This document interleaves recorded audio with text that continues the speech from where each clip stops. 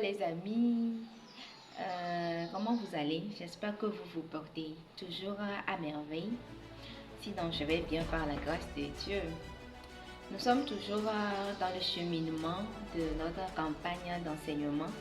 Aujourd'hui, 17e jour de notre campagne, nous allons parler de notre vraie place.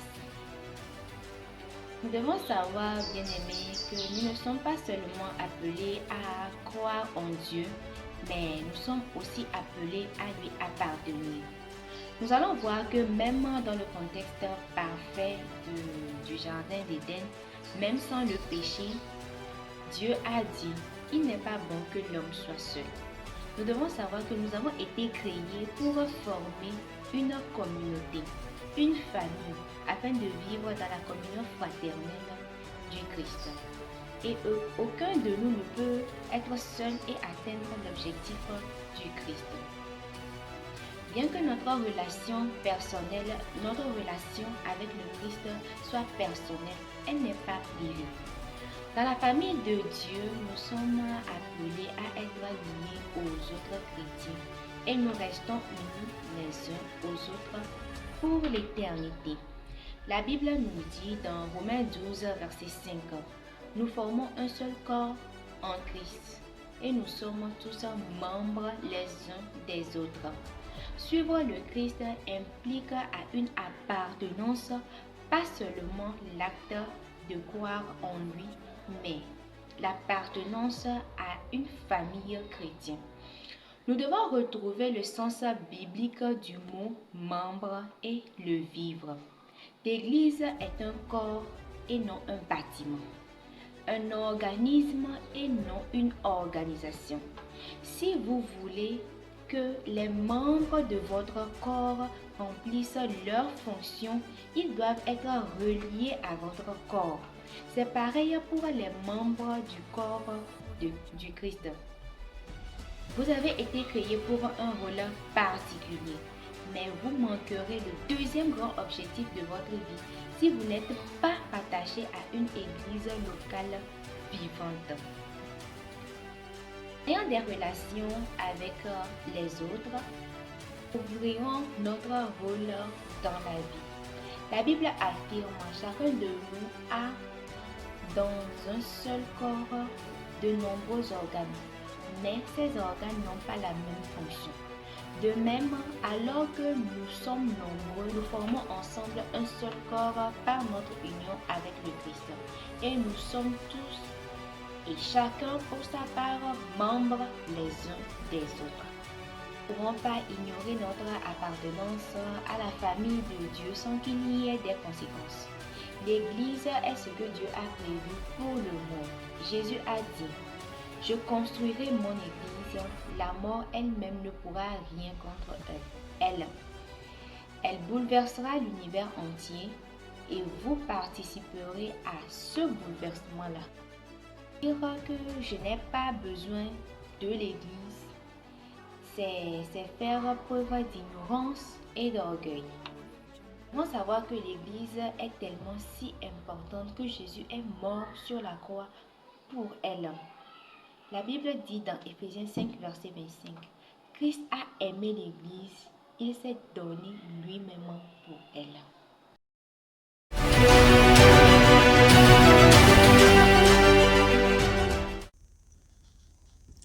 Coucou, salut les bien-aimés, comment vous allez? Je vous espère bien. Moi de mon côté, pas mal, je rends continuellement grâce à Dieu. C'est le frère Jean du mouvement J'aime tout, jeune étudiant motivé par l'essentiel. Nous venons encore ce soir avec une nouvelle vidéo pour poursuivre notre 40 jours d'enseignement et de prière, une campagne que nous avons commencée et nous continuons.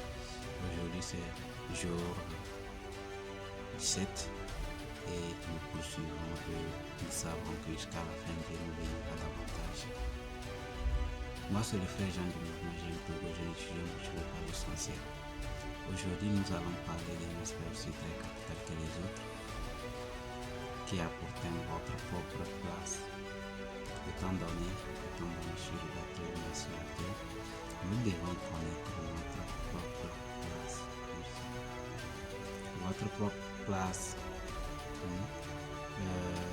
nous allons parler de notre place doit être notre assemblée locale. Notre assemblée locale veut dire que nous ne sommes pas notre. Et quand nous sommes nés, dans les vidéos précédentes, ceux qui ont précédé les vidéos suivantes, nous avons parlé de ce qui compte de plus.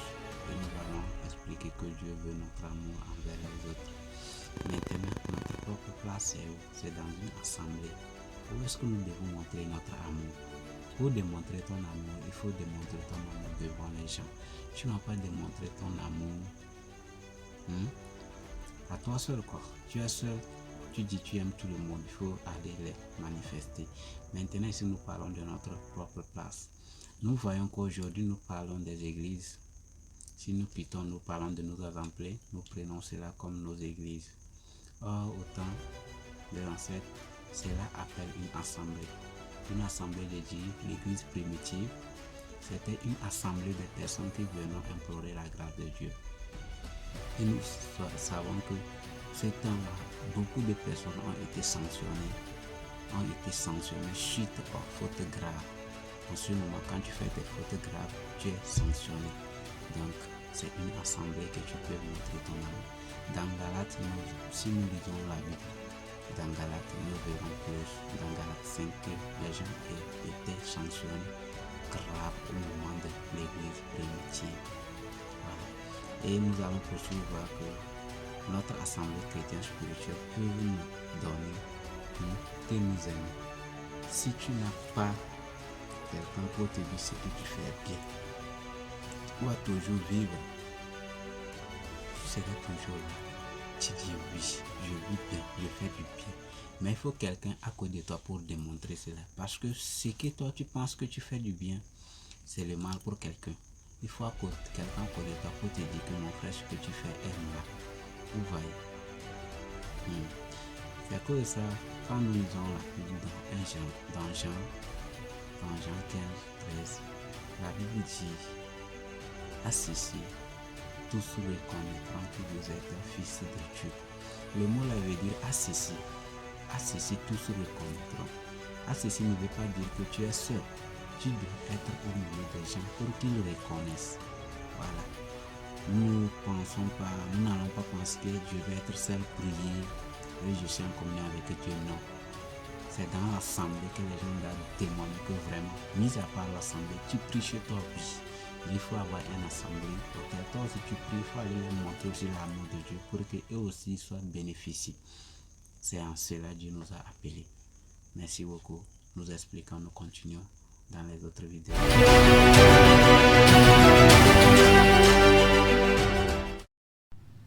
Bonjour à tous, shalom, encore un plaisir pour nous de nous retrouver pour notre leçon numéro 16, votre vraie place. Et nous comprenons que notre vraie place, c'est la famille de Dieu. La famille de Dieu. Lorsque vous êtes dans la famille de Dieu, vous devez vous sentir à l'aise.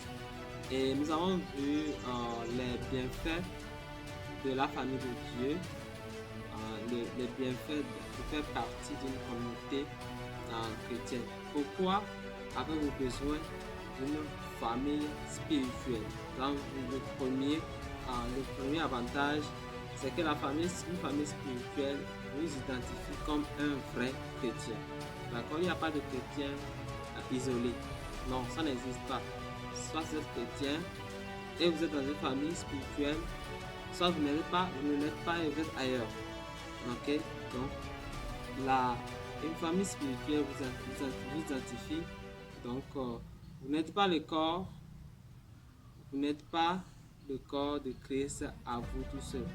Ça, c'est le deuxième point. Ok? Et puis, le troisième point, c'est qu'une famille spirituelle vous aide à développer vos muscles spirituels. Voilà, vos muscles spirituels. Vos muscles spirituels sont mieux développés dans une famille spirituelle. D'accord? Dans Éphésiens 4, verset 16, la Bible déclare: le corps forme un tout solide, bien uni par toutes les articulations dont il est pourvu. Ainsi, lorsque chaque partie fonctionne comme elle doit, le corps entier grandit et se développe par l'amour. Alors, dans notre vie spirituelle, lorsque nous naissons de nouveau, lorsque nous donnons notre vie à Jésus, c'est comparable à la naissance physique, en fait. Donc, de même qu'un enfant physique, un enfant qui naît physiquement doit grandir. Nous aussi, sur le plan spirituel, lorsque nous naissons de nouveau, nous avons besoin de grandir, en fait. Nous avons besoin de grandir.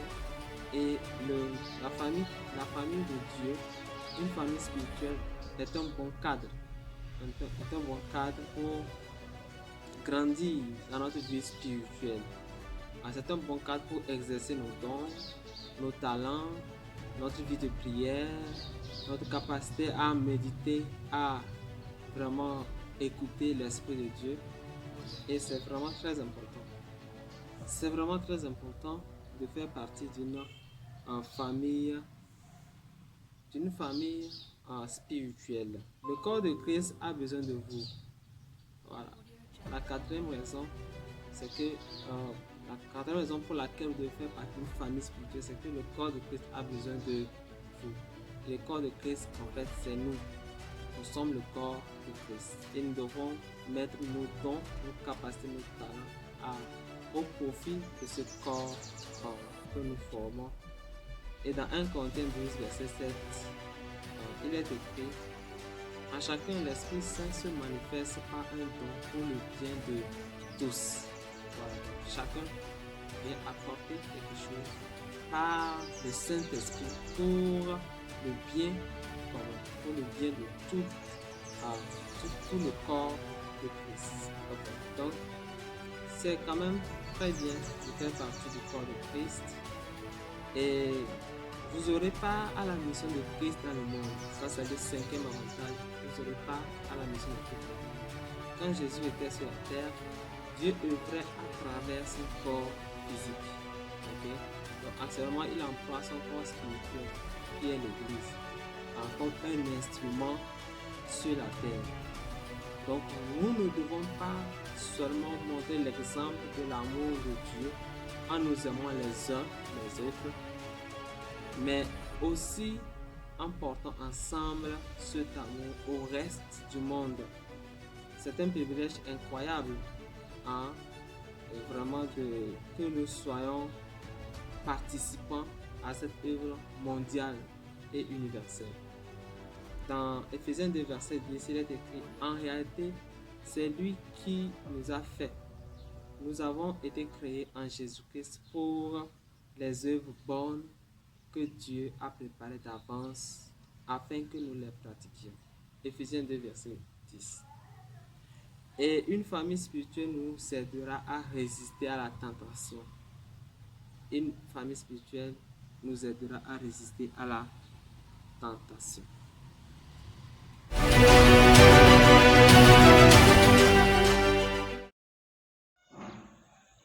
Shalom bien-aimés, recevez mes sincères salutations. Nous sommes toujours dans notre marche et aujourd'hui, comme je dois attendre, quelle est votre vraie place? Votre vraie place, c'est quoi en fait? Tu aussi tu poses des fois cette question. Rappelle, le second objectif de Dieu pour nous, c'est qu'il nous a façonnés pour appartenir à une famille, à sa famille, à une famille. Chaque enfant qui vient dans ce monde, il entre dans une famille universelle. Mais cet enfant a une famille réduite qui assure sa sécurité, qui répond à ses besoins, qui cherche à grandir, qui le soutient. C'est comme ça aussi un enfant né de Dieu, né de nouveau, entre dans une famille universelle, c'est-à-dire la communauté chrétienne. Mais cet enfant qui est né de Dieu, qui est né de nouveau, doit chercher à entrer dans une assemblée locale, dans une église. Pourquoi une église? Parce qu'une église nous répond 5 principaux besoins. Il nous donne un but, les amis, un lieu où on va exercer nos dons. Et l'Église nous donne des principes pour nous guider et la force pour nous soutenir. Il n'y a aucun lieu sur terre où tu vas aller trouver tout cela. Satan aime les chrétiens qui s'isolent. Les chrétiens qui aiment s'isoler, les Satan les attaque et les fait tomber en fait. Être un membre d'une assemblée ne veut pas dire que tu vas venir visiter, regarder, participer, appartenir à une église, participer à toutes les activités. Tu vois, après le départ de notre Seigneur Jésus-Christ dans l'acte des apôtres, la Bible dit ils persévéraient dans la doctrine, dans la communion des apôtres, dans la fraction des pains et des prières. Acte du verset 42. Oui, si tu appartiens à une assemblée locale, prouve concrètement ton amour envers les chrétiens, envers tes frères et sœurs en Christ. Vous voyez. Et l'apôtre Paul témoigne que les chrétiens de Macédoine, si nous lisons dans 2 Corinthiens chapitre 8 verset 5, il dit: ils se sont donnés eux-mêmes d'abord au Seigneur, puis à nous, par la volonté de Dieu. Soyez bénis, soyez fortifiés. Appartenir à une église vous donne un but, les amis, un lieu où vous allez exercer vos talents, donc des principes pour vous guider et la force pour vous soutenir. Nous sommes arrivés à la fin de cette vidéo. Branchez, soyez branchés. Suivez-nous jusqu'à la fin de cette campagne. Shalom.